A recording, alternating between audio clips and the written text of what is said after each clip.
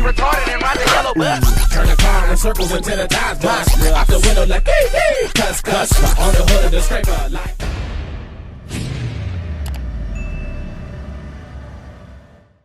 Lucky's Wheels and Deals. We back at it again on another lit video, you guys. So today we're over at Smitty's Classic, like always. We're gonna walk through here. Let's see what else they got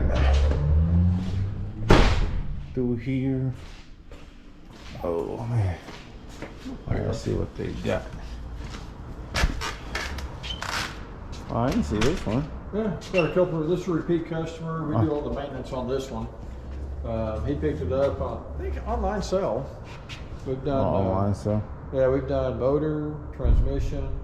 We do all his oil changes for him. He's got a door that's not working on that side. It flew open on his. Oh, that's why. Oh, that's why it's off. Yeah, he was driving and then it came open when he had, I think, his grandson or his wife. I forget which one, but he wanted to get that taken care of. That's not good.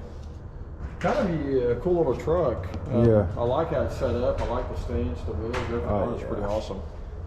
Did y'all guys do that, or it came like that? Or no, the customer chose the wheels and put them on there. All we've done is mechanical. Okay. Yeah. Okay. Yeah, we've done all the mechanics on this one. Like I said, motor trans. Is he filming on it? Yeah. So. I'll put this on a lift and choke. So. This is some pretty unique stuff on this one. Yeah. Like I said, I don't even know where it came from. Oh, okay. Yeah, that's nice. It's a cool looking truck. I think that was an auction purchase, if I remember. Either an auction or online. I forget where he got it from. But the guys waited for. It's actually kind of cool. He's never had a classic car.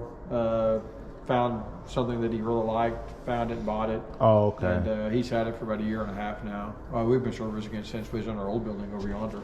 Oh, okay. Yeah, so it's been kind of a cool deal on that. Yeah. So. Then we got your Trans Am. Yeah, but just motor's out of it now, so that's kind of that's your normal there. So anyhow, I'm sure people who are following you probably following my car now. They see it so much. Yeah. But Chappelle, there's nothing in there now. They stole the engine. Oh the man, engine got ripped off. Now we're getting ready. We'll probably be doing. I'm either going to do a 468 stroker in it. Yeah. Or I'm going to utilize what I currently have and basically redo the heads, do a cam, intake, fuel injection, the whole works on it. Yeah. Undecided if I'm going to convert it to 700 R4 transmission or do a 4L60E in it. The outcome goal is about 450 is what we're wanting to get out of the crank. Yeah. So I want a Trans Am that doesn't only look good, but it rides like they look. Yeah. I want to lay 2 black lines for a long way. Yeah, and this was originally you bought this to flip, and then you started. I did. That's what happens. You buy them to flip them, and then you kind of start driving them, and you like them, and then you start and then you going keep doing more of them, and it's kind of turned into your car, huh? kind of my car. And, we represent the shop a lot with it. Yeah. So most car shows and stuff, we take this out there. Yeah. What's cool about it? They got good paint on it, good lines on it. We'll have a new motor. All that'll be detailed out now. And the Trans Ams attract people. Yeah. And that's all they do. They just attract people, and it's a good opportunity for us to share about Smitty's Classics and the shop and what we do up here. And then kind of see some of the work. So taking it to this level a little sooner than I expected, but that's okay. Like I said, there's nothing wrong with the motor other than it started off with putting EFI on it. We can't put EFI on an ugly motor. Yeah. Well, let's just paint the top of the motor. We can't paint the top of the motor. Let's just put the intake on it. Go to pull the intake off, and next thing we know, we're down to the whole front of the blocks off of it. So I'm an hour and a half away from pulling it. Yeah, so you get it out of there and build it the way it needs to. Yeah. So that's what we wound up doing on it. But yeah, they stole my motor. So I just dropped it off over at D&M Machine this morning. Okay. I dropped it off and picked up my 390 that's going in a 1967 Fairlane. I'm all original 4-speed car, convertible. It's kind of a cool one. So next time you film the TA, we may have to go for a ride in it. Yeah. It'd be a whole different. Oh yeah. We might have to go for a ride. Maybe a little burnouts. Put some water out there. So the Chevelle is still ready to go. The Impala. What you had to do to the Chevelle?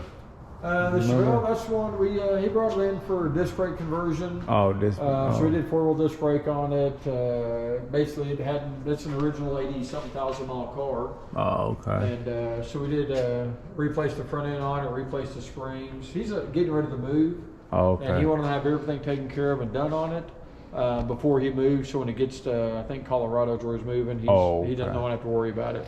Okay. So we're just about got it wrapped up. Okay. So he just kind of just a few more. Going through everything, yeah. Yeah, just getting a good solid mechanical car for him. So neat car, 396, an original 68 SS car.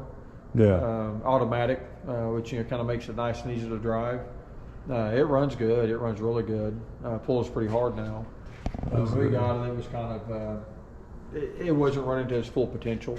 Oh, okay. So a typical tune-up, plugs, wires, timing, re-gap the plugs, carburation, got all that done, and it's running like it should now. Yeah. So, ready to get it going. So other than the front end, it's also original paint car too. Oh, okay. It was in a garage fire, and the front of the car was burnt. But so they just repainted the front, and the back of the car is all original paint on it. Can't even tell. Yeah, they put plastic fender wells in there too. Oh, did they? I didn't catch that. Yeah, they're not metal, they're plastic. I didn't catch that. That's pretty cool. So it'd be a repop fender well in it. Okay. So yeah, so that'd be another cool one. So this is one I don't think we've had this one on camera yet.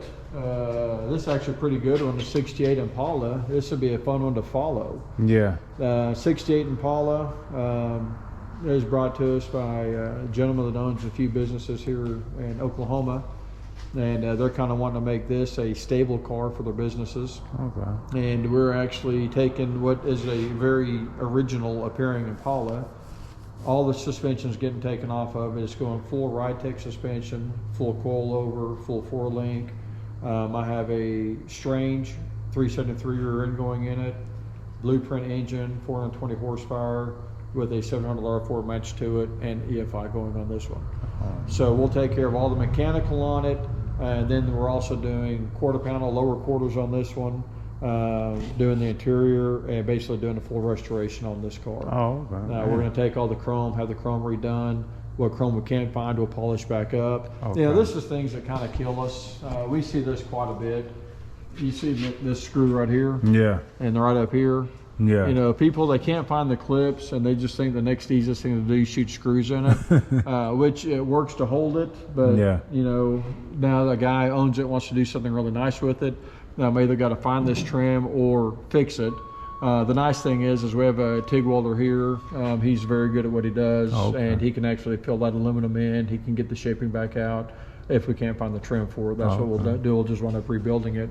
But yeah, so this is these are famous rims, huh? That is. They originally come factory off of Camaro. Most Camaros, which you found them on, yeah. From the factory. Mm-hmm. Oh, okay. That was one of the rally wheel options. Then you had the 5-spoke options. Oh, okay. Kind of like it'd be like a VN 501 or VN 500. I think so. They are now. Everyone, I got this on my Monte Carlo and my Chevelle. That's on your Chevelle. You like those wheels? Yeah, I like them. I like them. Everyone want me to change them, or some people. A lot of people like me to keep them. It's like 50-50. They want me to go put the bigger chrome rims on there or whatever, but I like the original. They're timeless. Yeah. They came out in the late 60s, early 70s, and even through today. We have a 53 Chevrolet 3100. We're doing a full suspension setup on it, and he's going to keep the old rallies on it. Yeah, I like them. So they're timeless. You can't beat them.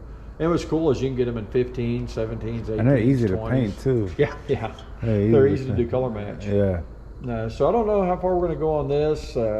His desire is once it's done, it's going to have all the brand new goodies underneath and under the hood. But going down the road, it's going to look just like a 68 Impala. Oh, okay. Or a what motor are he gonna gonna change the motor or no? It's getting a 383 stroker from Blueprint engines. It's going to be 420 horsepower. It's still going to be carbureted, right? Nope, it's getting the EFI. Oh, yeah? Injection. Oh, fuel injection. It's going to have a Holy Sniper on this one. Oh, the Holy Sniper. Oh, okay. So it'd be pretty awesome on that. So we're looking forward to this. This is definitely one, if your viewers want to keep up with one, as we're making progress, I'll get in touch with you. Yeah, I was looking for one of these too, matter of fact. Yeah, they're getting harder to find. I keep running into the 67s, but the 68 is a little more harder, it seemed like, with the round tail lights. Yeah. See, I like, yes, yep. I like the round tail lights. Yeah. Yeah, I really want to follow this. I really want to follow this one. What's cool is I asked him about the hitch. You know, it's actually welded to the frame. Oh.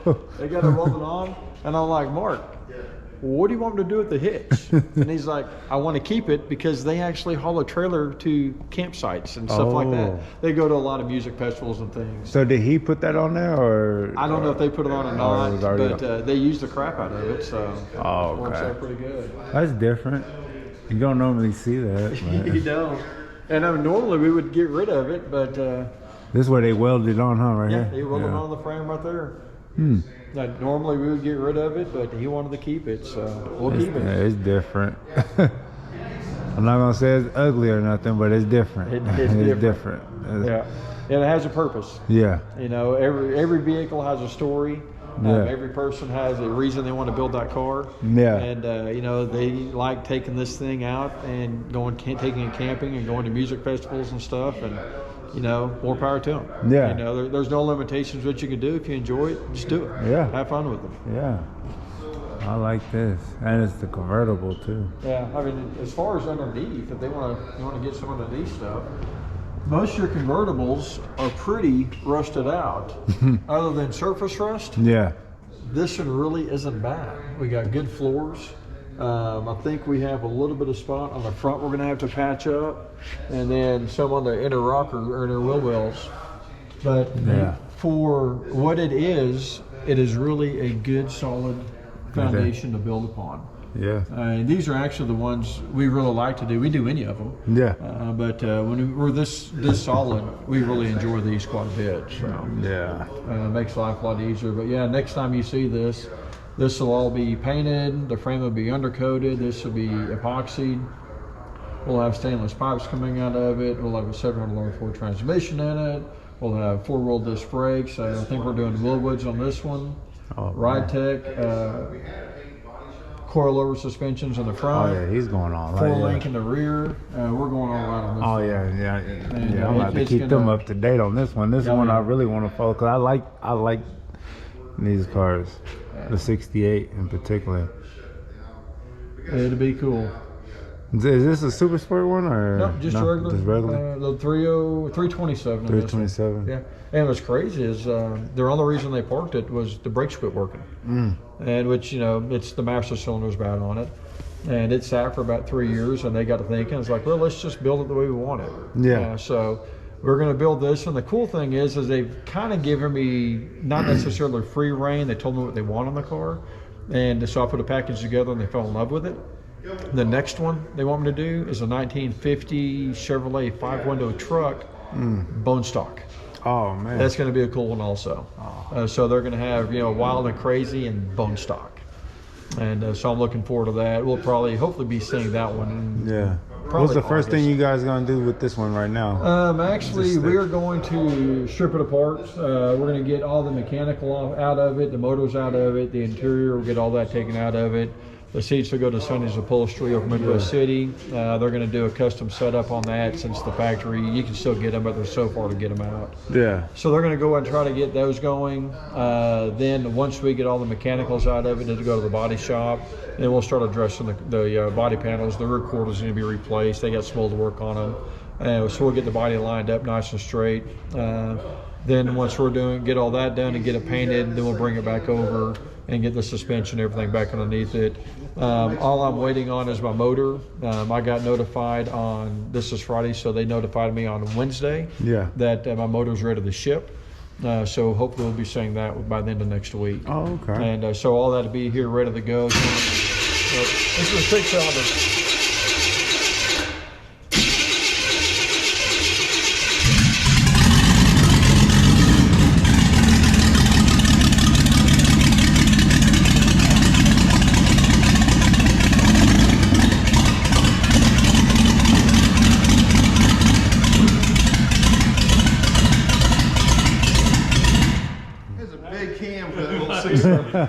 Oh man! So he's got a big old cam in it. He's got dual carburetors on it on a 6-cylinder. So I think this motor was about 90 horse when it was brand new. I guarantee you it's on 120 now. Yeah. We'll see how it comes out when it's done. But so yeah, we got this all running and everything ready to go, but we still need to finish up the inside of it. But you know, Is that gonna change the rims on it? No, actually, this is This is your dad's, right? this is my dad's car. Yeah, Yeah, yeah. we're gonna have the these wheels be painted to color match the car, Oh, okay. and we're just running a single hubcap with a double flipper. Oh, Is what we're okay. gonna run on it. Okay. So we'll be running that one, and trying to think. So this actually has a 700 4-speed overdrive behind it and everything now. So once again, some of the stuff we get to do here at the shop, we've completely opened this thing up. Yeah. We got rid of the closed drive shaft. We got rid of the original rear end. Everything that was 1949 technology, we eliminated that, and you know, got it to where it's serviceable now. Oh, okay. So that's gonna be pretty cool on that. Yeah, that's cool. So Is that Impala automatic? it is automatic, And and you it'll got stay this- in automatic. You got shift on the floor or No, it's column shift. column Yeah, it's a shift, bench okay. seat column shift car. Okay. Everything on it's just kind of, it's kind of like grandma's car. Yeah, yeah. You know, grandma I got can't wait a to see what convertible. y'all. Can't wait to see what y'all guys do with that one. Yeah. Next time you come out, you'll be seeing some change on it. We'll have it tore down. We'll have it opened up. Okay. But yeah, this is gonna be a fun one to follow. So Yeah. we can follow the burnouts on the TA, and we Yeah. can follow the Yeah. class on the Monte Carlo. Oh, yeah. Impala here. Yeah. So. That would be nice. Yeah, we get to, like I said before, the coolest thing is just getting to meet the people Yeah. and the stories behind the cars. That's Yeah. the coolest part about Yeah, it. it is. Yeah. Yeah, it is. But yeah, that's going to be fun. What kind of business you got? The guy. for his- Actually, is it a they car own business, a or- whole bunch of Sonics. Oh, okay. Okay. Yeah. Oh, So, okay. So. I don't know how many, but when he came in, you know, I usually ask, you know, through conversation, what do Yeah. you do, blah, blah. It's like, we own some Sonics. Like, okay, I'll just leave it at that. It doesn't make me a difference whether Yeah. you own Sonic or don't. Yeah. You know, whether you work at a, you know, Yeah. maybe it doesn't make a difference to us, but he's a really cool dude. Yeah. Very, very cool dude. And actually a pretty neat customer. They gave me a budget, and I said, what can I do within this budget? And they said, whatever you want. And it was a healthy budget. Yeah. So that made it kind of cool. Oh, okay. So, Yeah, that's so we'll have some money into that one. I say they will have some money into it. It's not crazy stupid, but it's a budget we can actually do quite a You bit could do with. some stuff too. Yeah. Yeah, I'm most definitely. You gotta call me down here to get that footage. On Oh yeah, this. most definitely on that. Yeah. And actually, we may do when we get ready to go into paint or whatever. May just have you come down if you know they want to see our paint process. Yeah. I You want know, to see all right, that. right now we're working out of until we move to our new location. We're going to be moving hopefully in about a year. We talked okay. about that when you first came out. Yeah, I remember. It looks like the ground's been finalized. We've already set up the buildings, the electrical and stuff like that. We just need to make sure everything else fits in where it needs to fit. So it's way bigger than this. We'll be going from 9,000 square foot to possibly 17,000 square feet. So we're adding 8,000 square feet. Yeah. And that's going to be in 2 buildings, where right now we're 9,000 square feet in 4 buildings. And you having that all built over there? Yeah, it'll all be built. We'll either maintain this building and maintain the new building that'll be right on the road just like this one, Yeah. or we'll take the new building and be on the back side. But you know, all that right now is plans we want to move forward with, but before we get finalized on it and you know, start having a welcome party and all that, we'll make sure everything's where it needs to be. 'Cause Yeah. metal prices have gone up a lot. Yeah. And so the gentleman building the building for us, basically who we rent from, that may make a difference as well, as Yeah. far as what metal prices are. So Oh, okay. anyway, we'll kind of see how it goes from there Yeah. and see how it works out. So being pretty cool on that. I was trying to think the 50 Ford. This is actually kind of another cool car. Oh, this one right here. Yep. This is What the engine is this? That is the 390 going in a 1967 Fairlane convertible, Ford Fairlane convertible, Oh, okay. with a 4-speed in it. Okay. And yeah, once again, things we run across in here just blows me away. He brought this car and it wasn't running right. Had some major issues in it. And we ran a compression test on it, saw the compression was low in several of the cylinders. Went ahead and talked to the customer, and he chose to go and have the motor rebuilt. Took it over to D&M, had them rebuild the motor. I was over there last week talking to them. So this is a motor that, per the customer, was freshly redone. Yeah. What that meant, I don't know. But when I went over there and talked to Dennis over at D&M, we had 3 pistons with busted rings. I had a whole bunch of oil, or not oil, but a whole bunch of metal in the pickup tube in the oil pump. So almost like the bearings just shelled on it. We had a busted timing cover, so there's oil leaks there. And we had a busted, you can't even see the repair on it now, but I think it was this one right here. This ear was busted out completely, so we had a major vacuum leak right there. Once again, we have a TIG here on site. He works for us. He fixed the intake manifold for us, fixed the timing cover for us, and I just picked it up this morning, and then it'll be going on going into the Fairlane probably next week. Okay. We'll get it back together. But it's an original numbers matching GT 67 Fairlane. Okay. It was very, very imperable that we kept all the original castings and everything. This is what's kind of cool. For any of you guys looking at Fords or stuff like that, what I love about Fords, when people say it's all numbers matching, if you look right here, see where it says, is that C6 or C8? Yeah. Okay, C6 AE. And Ford, C is going to be 1960s, D is going to be 1970s, E is going to be 1980s. Then the following number, that's the date in that year. So this would be a 66 motor. So on Fords, a lot of people, they say, you're looking at a Mustang, and so I have a 1967 Mustang that's all original 289, blah, blah, blah, blah. But you look at the intake and the head says C9, well, you know that's a 69 intake. And well, it's not going to be original because they didn't have 289 in 69. So it's most likely going to be a 302. And we run into that a lot. People think they have a modern motor or the correct motor in it, but like a 302 has a completely different internal reciprocating setup that a 289 does. A lot of the parts are going to change, but the balance is all out of whack. And we've had a couple of them come in that way. A Mustang came in with a 302 in it. The guy thought it was a 289, and it had parts of a 289 and 302 in it, and it was just reciprocating mass was all out of whack. So we wound up just pulling it all out and going back the way it should have been. But that's something to know on Fords. And you got the stampings. They're going to be on the intakes, they're on the heads, they're on the blocks. On the heads are going to be based on the valve cover. That's where it is right here. I don't know if that's...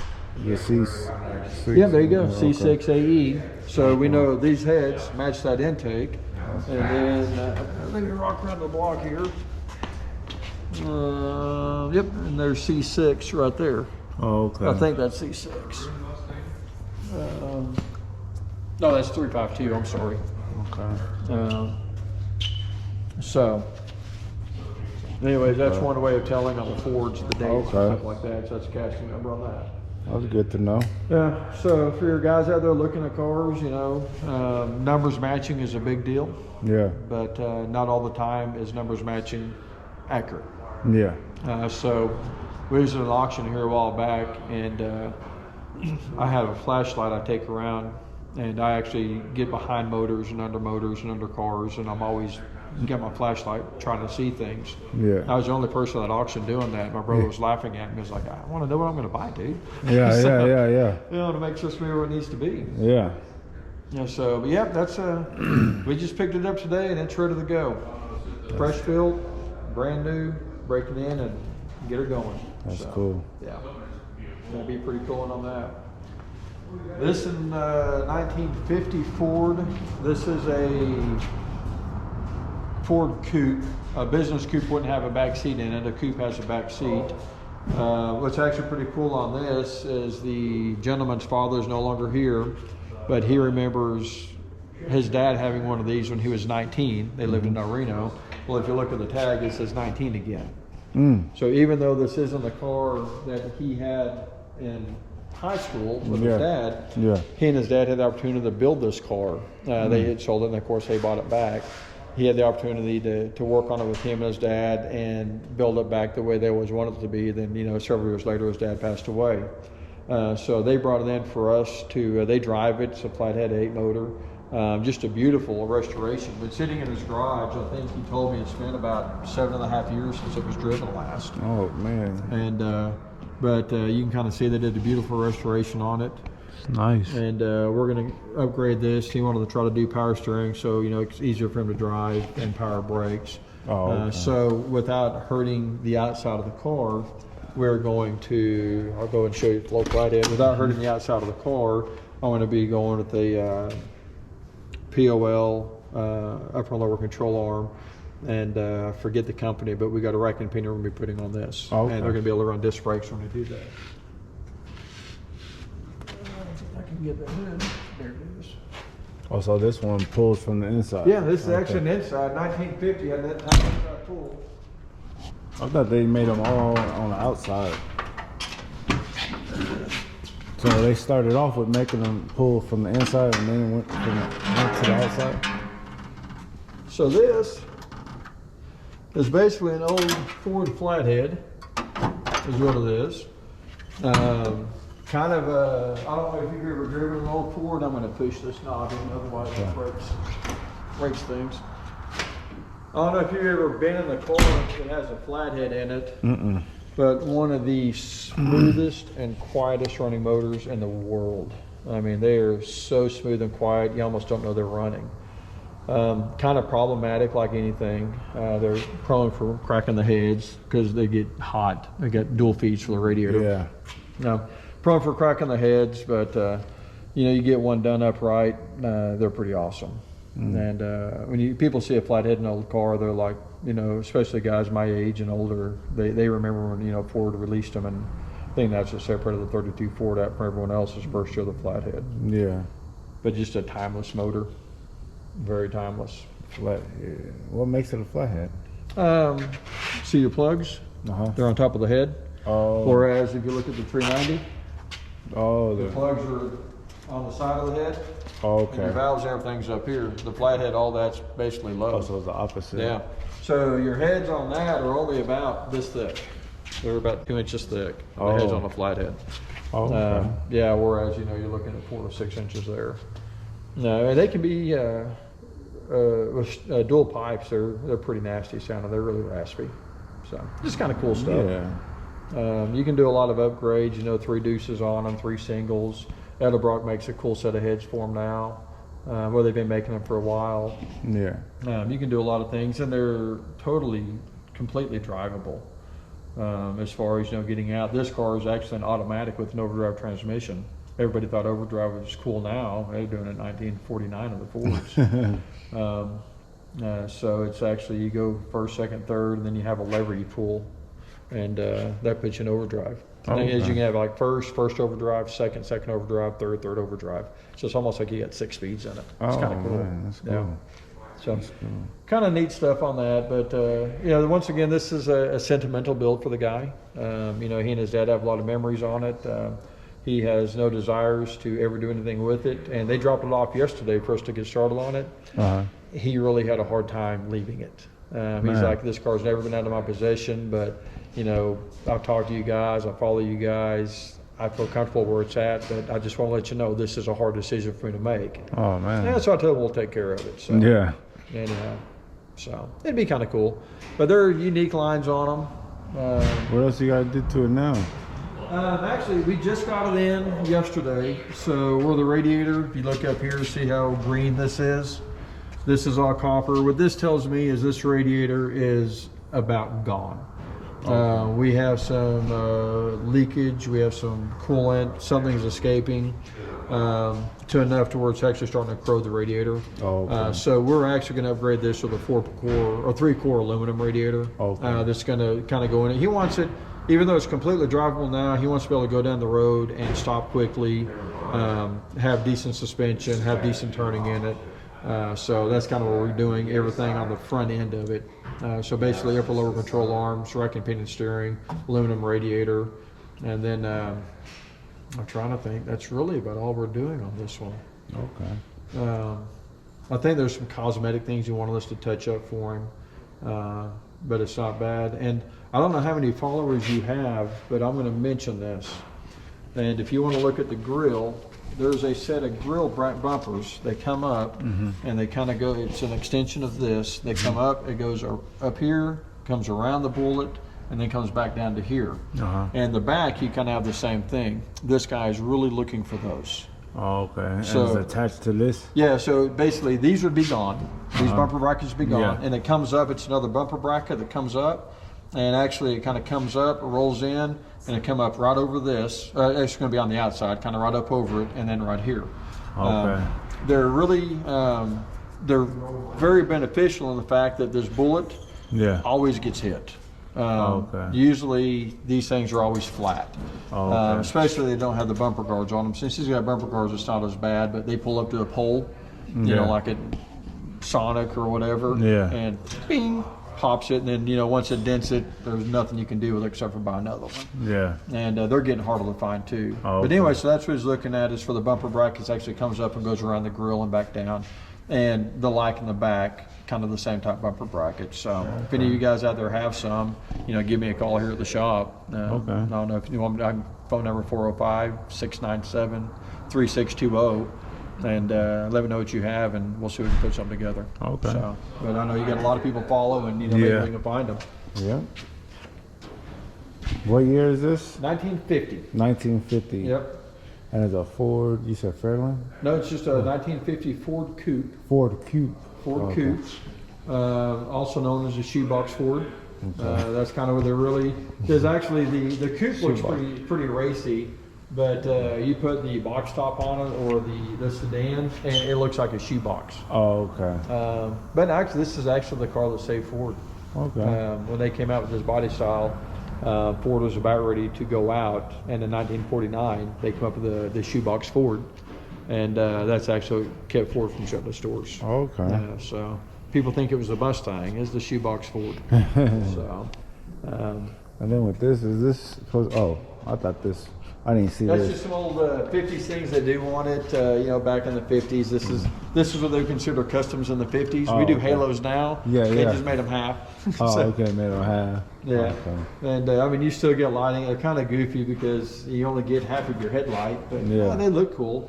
It adds character to it. Yeah, it adds character. And if you come this side, some other things they do in the 50s on them. What makes this different, a coupe, or what they call a business coupe, doesn't have a back seat in it. And basically the trunk comes all the way in, and this is what the salesman would drive around, because we had traveling salesmen all the time. They'd put their, you know, whatever they're selling, and that's what they'd put in there. And then you get the coupe, and you get a back seat in it, but the back windows are fixed. So all the rolls down is the front windows. You can get some that have back windows rolled down, but more common is they're fixed. Some other neat features they did on this 1950s custom, the old, you know, fender skirts.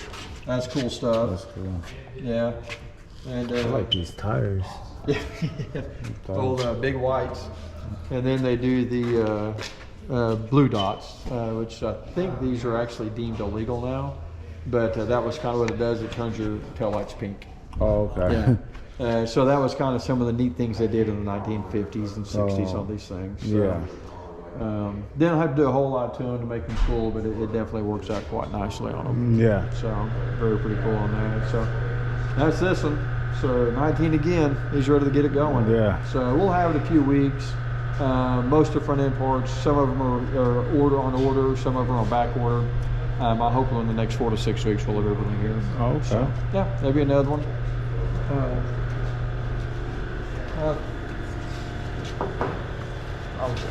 This is I want to say a 49 Ford F2, but it is on a Bronco chassis.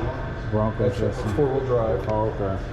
And we have some alignment issues up here. This fender, you can see they had it. So what year Bronco? Like an older Bronco, or? You know, I'm not sure. It's a 302 in it, so it wouldn't surprise me if we're looking at probably early 80s, the square Bronco. Not quite the OJ, but before the OJ Bronco. That's kind of what I've been looking at on that. I see a new Ford steering wheel. Yeah, they took the steering wheel, the seats, and everything, put them on this one. Yeah. And so he's actually getting a new motor. This is a little 190 horse 302. He wanted to get about 300 horses out of it. So we're going to go and pull it out, have it rebuilt. I was going to do a crate motor on it, but the crate motors are getting hard to find, especially in the Fords right now. Yeah. I'll just have this one rebuilt just like I had the other ones rebuilt. Yeah. And we can custom tailor it a little bit more that way. Yeah. So, kind of tailored to the customer's needs. But motor, they get Corvette C3 seats in it. The dude's like 6'7". Yeah. So being 6'7", he's having an issue with space in the cab. So if we can get rid of that 6 inches in the seat and get a Corvette C3 seat where they're only very narrow, yeah, and get them slid back in there, just if we get more 2 or room. 3 more inches, that's going to help them out quite a bit. Yeah. So that's what that one's getting. And then the front end is kind of, this fender is back farther than the other fender, so we're having some rubbing issues on it, so we need to correct that for them. Okay. I don't know who built it or where it came from. Cool looking truck, a really cool looking truck, has a lot of potential. So not a lot of serious stuff on this one, but looking pretty good. Yeah. This is actually kind of a rare one up here. What is that? 1965 Ford Falcon sedan delivered. Man, I just noticed all of these are all Fords. They go through cycles. There for a while, we'll have, I guess that's right. You got a whole Pay bunch of attention to Fords. that. 390, 50 Ford, 49 Ford, 65 Ford, 65 Oh, like, Ford, yeah. 77 Ford. Oh man, that's what I said. All these Fords. They're all over the place. I didn't even Yeah. pay attention to that, but they come in cycles. There for a while. We had so many Chevelles and 442s, Yeah. or that's all we that saw. A-body, yeah. Yeah, the A-body. Yeah. And then they just kind of quit showing up, and then Mustangs just started coming out of the corrals. They were everywhere. At one time we had, this is what makes building difficult, I had 265s and 366 Mustangs all at the same time. Oh man. And going through the billing and remember whose car's who, it kind of made it, no, that part goes to this one. Anyways, we got to figure it out. Oh. But yeah, they come in cycles, and right now we're starting to see the 4950 model Ford trucks, Chevrolet trucks. We're starting to see more of those come in. Mustangs are always still coming in. Yeah. The A-bodies, we see quite a few of those still. Yeah. I have a couple of guys bring in some pre-war. One we have coming up is a really rare 1931 Chrysler Imperial. Yeah. It's got the Chrysler Straight 8. They made it from I think 31 to 34. But this is actually, I've never seen this one before. yeah, these are pretty cool. So they got back seats or No back seats. So what is it, like more like a station wagon? It's a station wagon, it is. yeah. With It no is. windows. Yep, no windows. They call it a sedan delivery.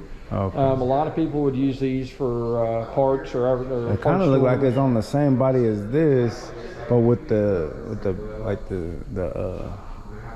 back end. Yeah. Just looking at, if you just look at the side of the body, it kind of. Yeah, they're pretty, kind of some of the Ford designing. The Falcon, pretty much chassis-wise, is going to be almost identical to a 65 Mustang. Oh, okay. On this one.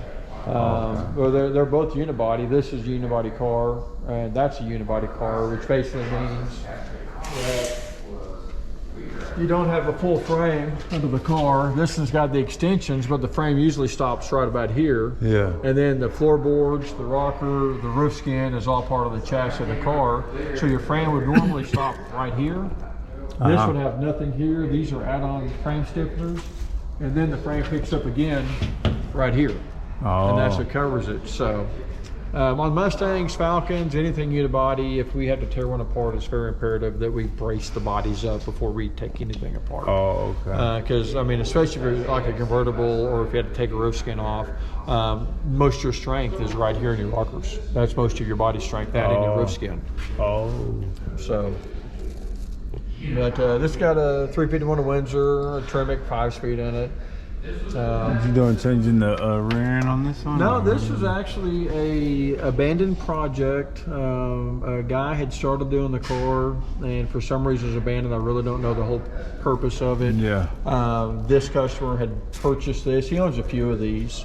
He had purchased it and brought it to us to basically get it put back together. When it came to us, everything was inside of it. The car was basically mocked together, but nothing put together on it. And he didn't know what all parts he had as part of an estate sale, so I guess the guy may have passed away. Anyway, so the kids were just kind of grabbing what they thought belonged to the car. So we have parts in here that don't even belong to a Ford. So we've had to go through and new headers, new injection system, The injection system was, I think, last time it was produced was 2008.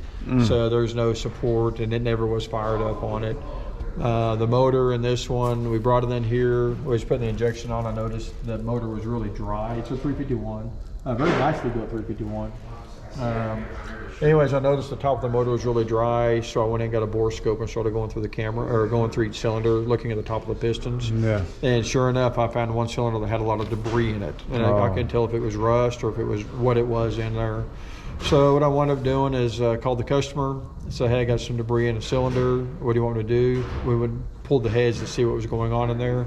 Turned out it was old mud dauber's nest. They came in through the spark plug holes because there were spark plugs in it. Yeah. Made a mud dauber in there, and that's what it was. Or it was not a mud dauber's nest, but it was parts of a mud dauber.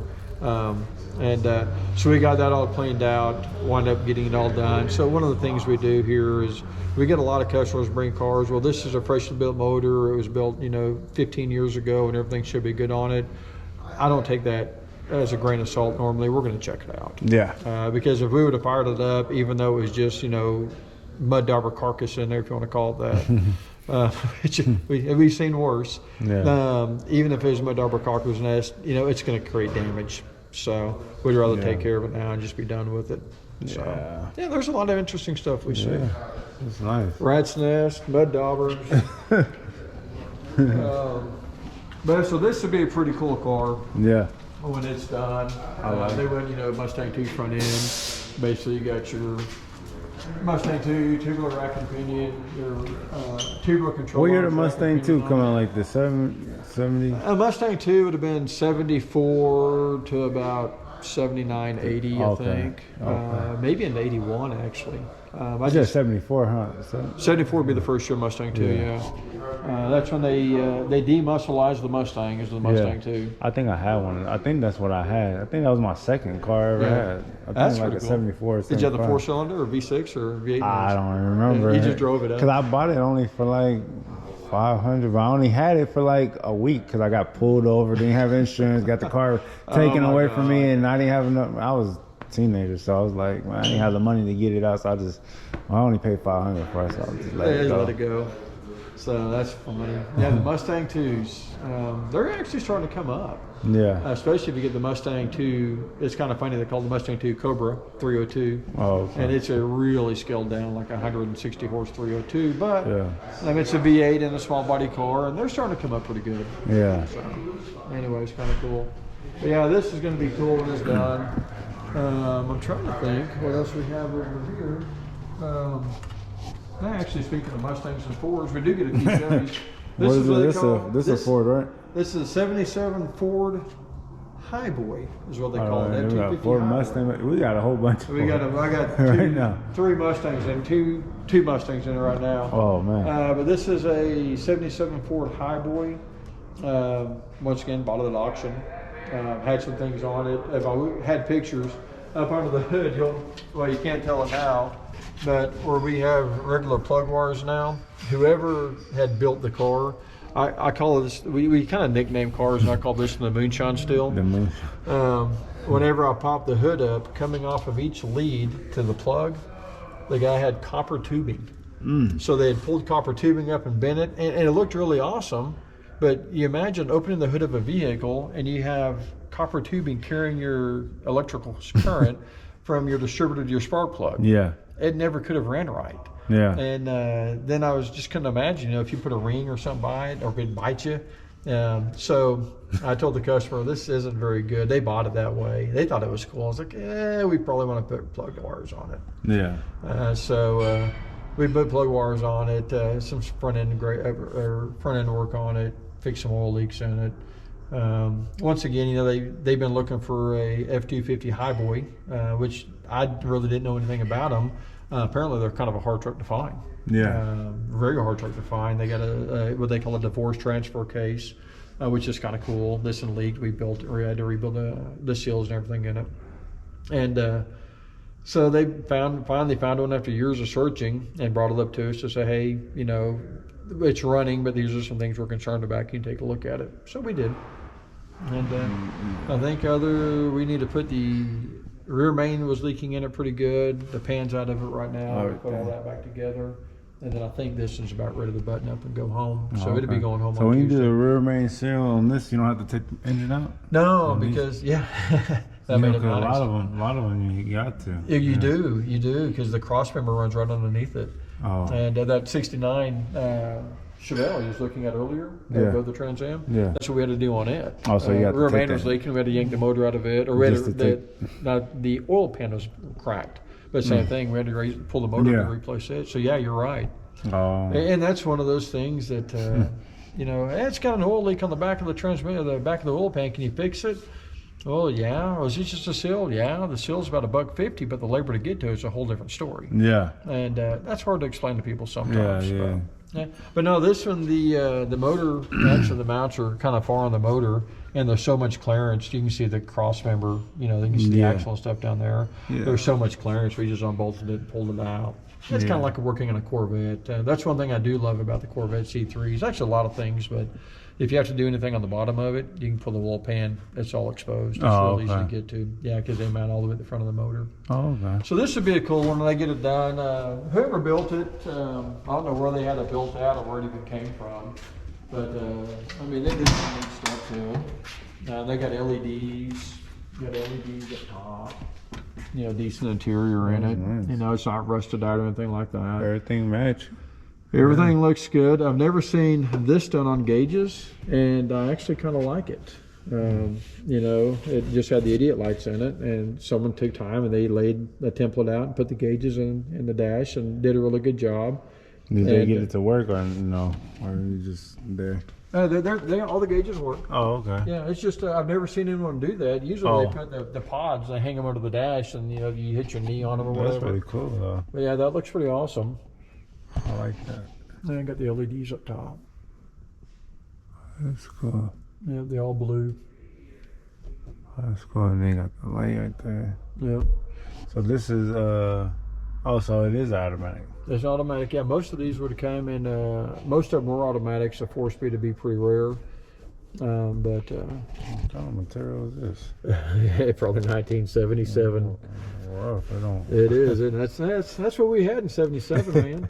I took my. It isn't soft at all. I'm going to age myself here. I took my driving test when I turned 16 in a 1973 Chevrolet 3/4 ton with a 4-speed and non-power steering. Oh man! And I had to parallel park that. Now parallel parked it like a champion. Oh man, man! I got out there, and the officer back then it was easy to get licensed. You take your test, you go take your driving test, it's done. Now you got to wait. You know, I think my daughter got to wait till March before I can get her permit.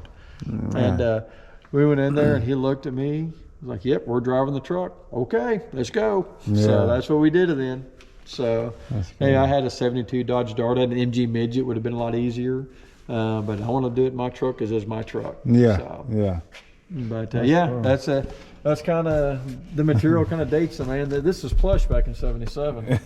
You know, these door panels, I mean, this is things that changed quite a bit. You know, because it's a deluxe because we had pleats. Okay. And you still got roll up windows. Yeah. Yeah, they didn't know what power windows were in a truck in '77. That's what you put in a car. Yeah. That's when a truck was a truck. Yeah. Not an electric vehicle. Yeah, now they're all, you know, trucks like a Cadillac that's lifted. Yeah. Literally. Yeah, pretty much. Yeah, I drive one of them, so I can say that. Yeah. Not a Cadillac, but I drive a nice fleshed out truck. And these are all sounds we've kind of been over before. Yeah, we've seen these, yeah. You go to a dyno with a new motor, bad things happen. Busted the transmission on that on the dyno. Mustang? Yep. Has a 400 plus 450 horse motor, and has an old Tremec Fox body type 5-speed in it, and capable of up to 210 pounds of torque or whatever it is. And he got about 5,500 RPMs, and it cut loose. So, or he's getting a Tremec TKO in it now. Either the TKO or that's the TKO. That's what happens when you're trying to start doing more performance and make cars faster.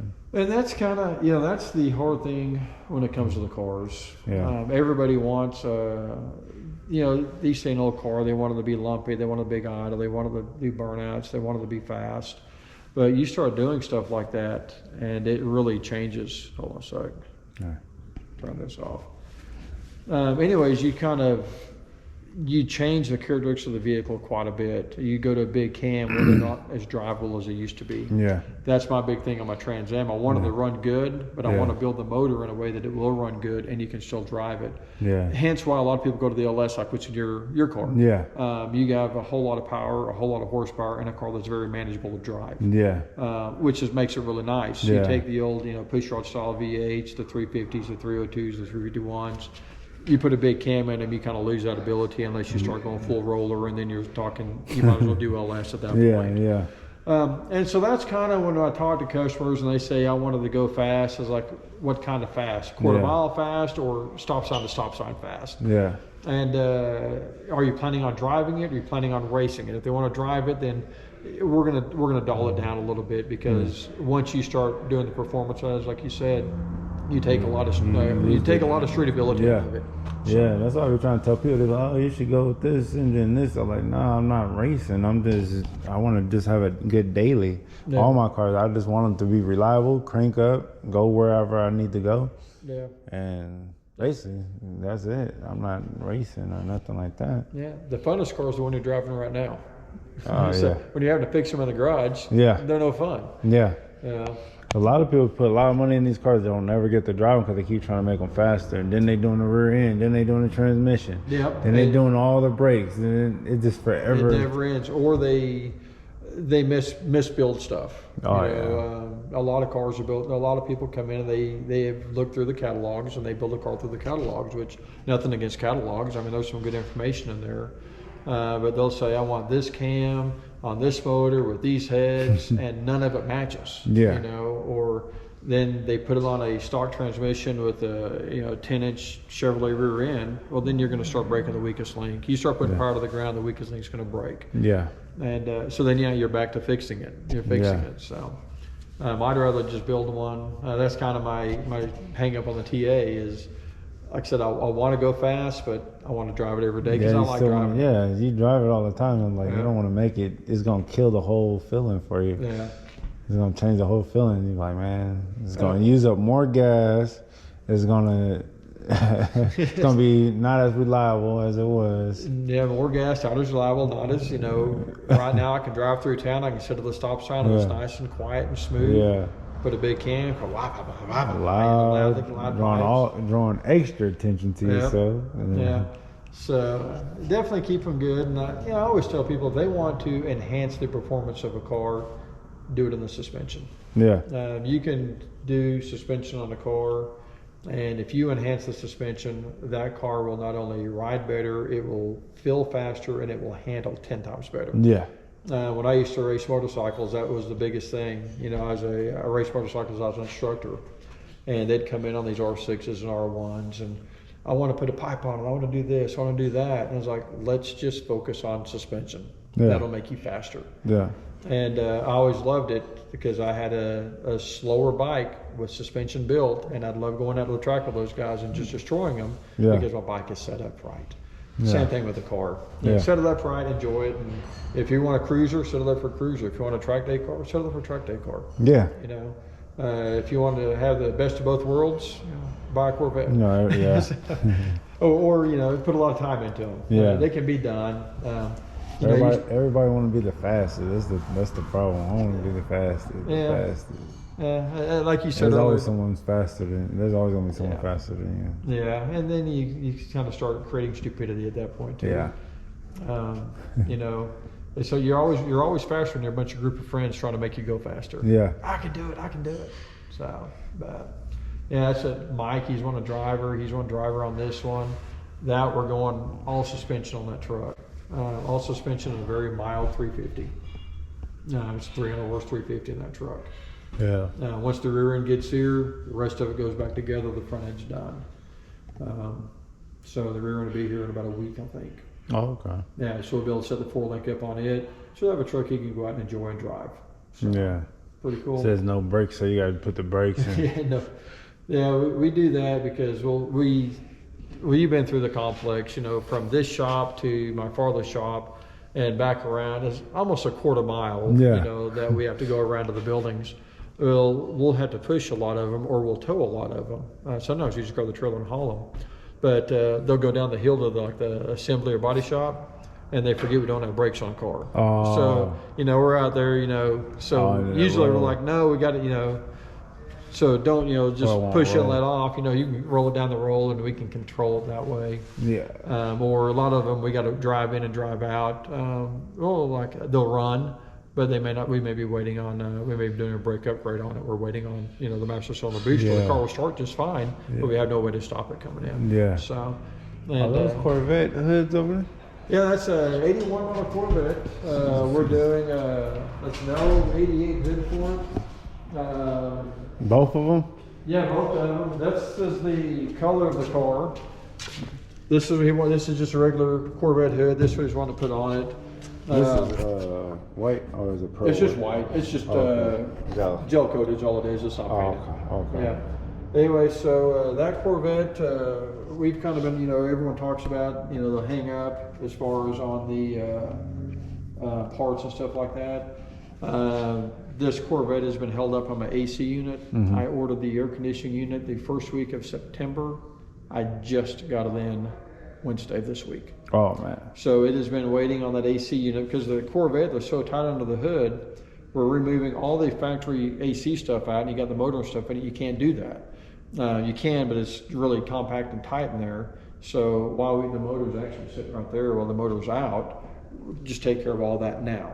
Oh, okay. And so we've been waiting from September till current day to get the AC. Finally, we got it. And that's where, you know, it's kind of hard on the customers. I deal with the part shortages quite a bit, so I understand now. Yeah. A customer, you know, they're a customer. I'm a customer. You know, I pay to have my cars brought in here. Yeah. And I want things done in a timely manner. Yeah. And it's really hard to explain to them, well, yeah, I understand that, but I've been waiting 22 weeks or 18 weeks or whatever it is for this one piece. Yeah. To finish putting the puzzle together. It's starting to get better now. Now that we hear it all over the news and everyone talks about it, but that's just one of the perils of having a shop like this. Is we do a lot of aftermarket stuff. Yeah. So, real life stuff you don't see on Discovery Channel. Yes. Yeah. Yeah. No, it's not. The real behind the scenes. Yeah, the real behind the scenes. So if you want to go look at a few cars we've done, we'll run over to the paint shop, and I got one that's got paint on it, and one that's getting ready to go to paint. If you guys want to check that out. Okay. I'll be retarded and ride the yellow bus. Turn the car in circles until the time's bust. Out the window like, cuss, on the hood of the scraper. Like